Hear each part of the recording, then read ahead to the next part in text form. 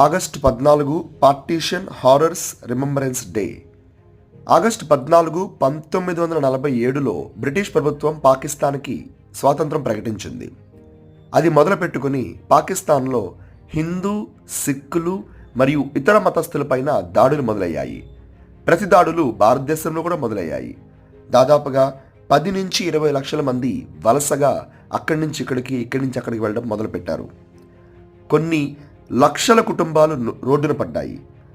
చరిత్రకారులు దాదాపుగా 3 మిలియన్ మంది ఈ వలస కార్యక్రమాల్లో చనిపోయారని చెప్తూ ఉంటారు. ఎప్పటికీ మర్చిపోలేని ఈ ఘోరాల్ని మోడీ గారు 2021 సంవత్సరంలో ప్రజలందరూ కూడా గుర్తుపెట్టుకోవాల్సిన ఒక రోజుగా ప్రకటించారు. అప్పటి నుండి పార్టీషన్ హారర్స్ రిమెంబరెన్స్ డే జరుపుకుంటూ వస్తాము. ఏది ఏమైనా సరే మతం పేరుతో విడిపోయిన మనం ఇప్పటికీ కూడా విడిపోయి ఉండడం బాధాకరం.